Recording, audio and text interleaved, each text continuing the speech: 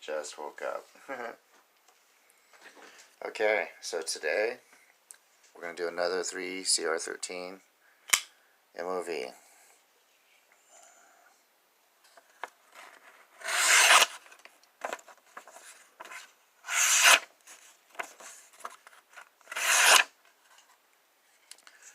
This one feels better than the M-Tech as far as cutting, so it'll be interesting.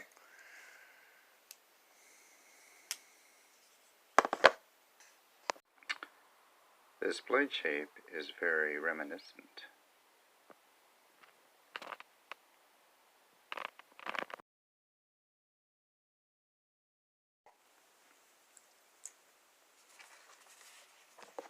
It is that time, halftime. Show you the amount of material. I would say that's a decent amount of paperboard. No heavy cardboard in the queue, but lots of different types of cardboard, paper stock, regular paper, card stock, stuff like that, packaging.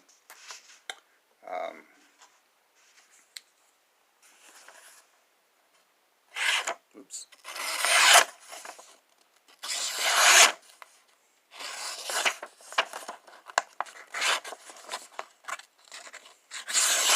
Still cuts paper. So check this out. This is 3CR13 MOV steel, and it, from the first cut, I could tell a difference between this and yesterday's M-Tech 3CR13.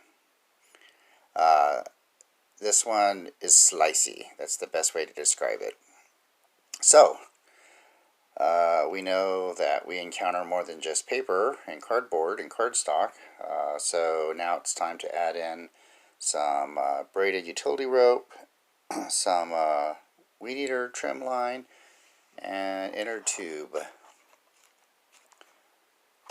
to the mix and see how it performs. Plastic. I also have some plastic packaging. But man, this was a $15 knife, first of all. Wartech.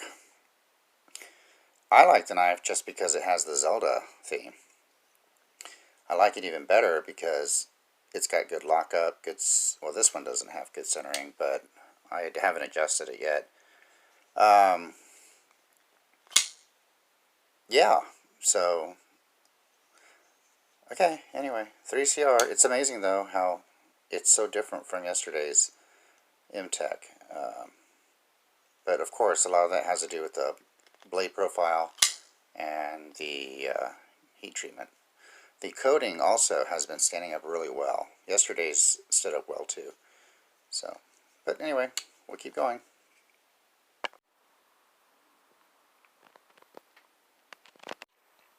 So I guess you can put a lanyard on it. I may end up taking it off just because it looks kind of weird to me. And the knife is big enough to where I don't really need that extra purchase. Because even if I do it in this grip or this grip, it's a full 4-finger grip. So yeah, that looks kind of funky. I'll probably take it off.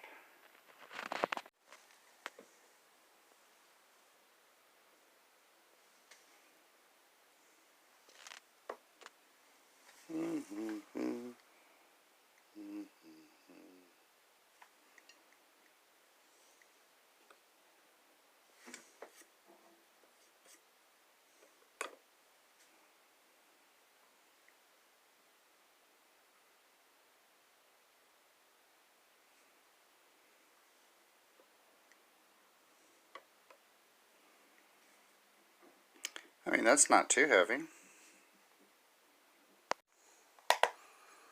Okay, once again, I'm cutting it 30 minutes early to get out of here as soon as possible. So that is a good amount of material. And I did throw in additional materials. Let me keep track of my time here. So After the second half, I did do a little bit of thicker cardboard, not as much as I normally do, but I did a ton of paperboard of various sizes, cardstock and things like that. I did a little bit of wooden dowels. It did okay, but it could have been the particular wood. I know that I do have some harder pieces. Braided utility rope, it did great. Weed eater line, it did good. Ribbon, it did great. Inner tube actually did really great. Straws did good. Rubber bands did great. I did some elastic string. So what I'm doing is I'm trying to save all these materials for like when I go shopping or in the recycle bin, like tags, and just to simulate usage of the knife. Not so much actually cutting the tag, but actually, you know, like off of an apparel, but saving that tag so I can cut it like on my cutting board. Plastic packaging, I do that too. Like when I buy a new knife or anything in a plastic packaging, I try to save what I can so I can process it. A lot of times in the recycle bins, you can use a knife to break down your plastic to make it more compact and so you can fit more. Foam package inserts, same thing, like when you buy a Benchmade, they come in with these foam inserts. You can, while I'm using the knife, to slice those up. A little bit of paracord. One thing too is I try to buy the cheapest or free materials, so I'm not doing a ton of paracord because paracord is not the cheapest thing. And then I added a little bit of candle wax. What I'm doing is taking those tea light candles and trimming them. Actually, I'm going to start adding more candles and candle wax type materials, crayons, and soap to the cutting. And it's not that you're going to do anything every day with those materials, but I don't want to waste food necessarily, so I'm hoping that different materials will simulate different textures, and that that you would use your pocket knife for. So that's what we're going for. But 90% of the materials I cut are paperboard packaging and cardboard and things like that. So some thoughts. Let me handle this account and I'll get back to you. Okay. Try to clean up the wax on the blade. So just a quick look. That's a good amount of materials.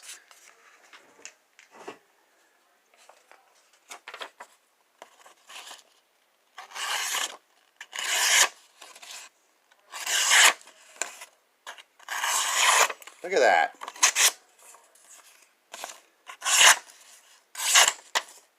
It still cuts paper.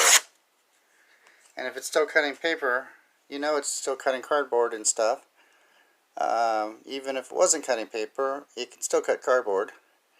And this is really cool. This is 3CR13 MOV steel.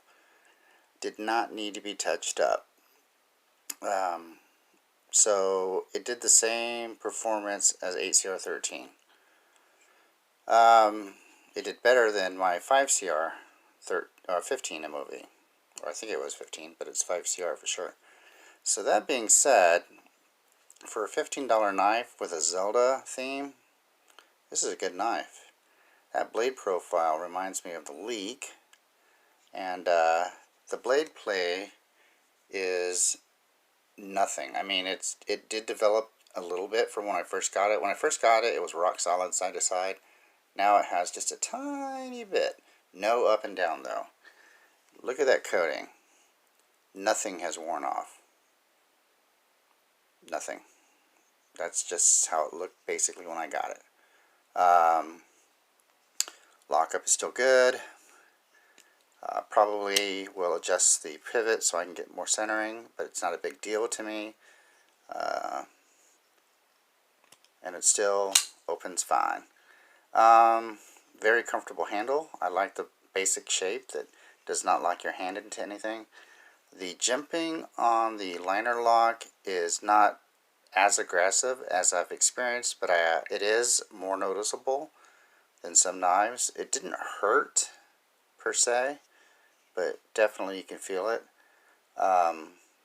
But I didn't use this knife 8 hours straight through. I used it, cut, stopped, you know, just basically trying to simulate using a knife in the everyday world. The clip is not bad at all. The only issue I had with the clip is when I was doing cuts like this. I could feel it with my finger. But those cuts are not my main cuts. I was doing that to cut on the cutting board.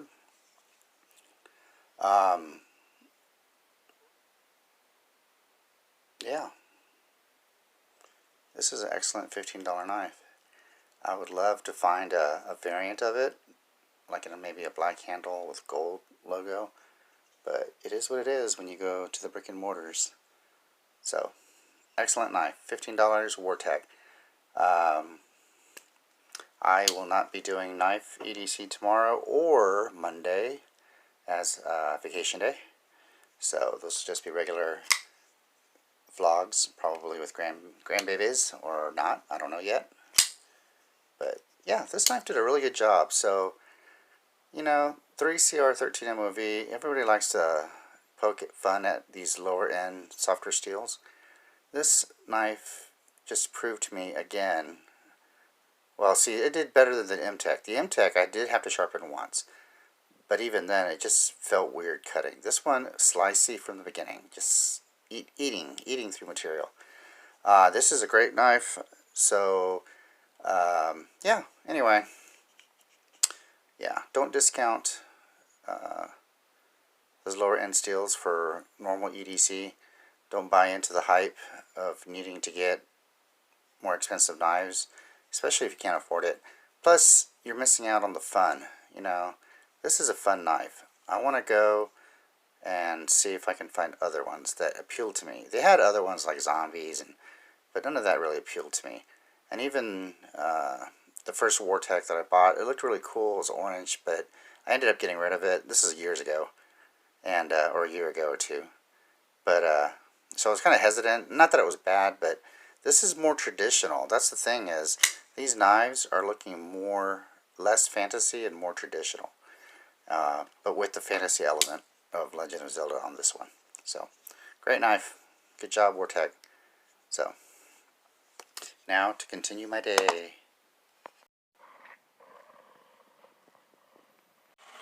This is Walmart deli wings, baby. He said 15 pounds. It was 3 pounds? Yeah, and it's actually a bit more than for 3 pounds, like 3.5. Oh, wow. Okay.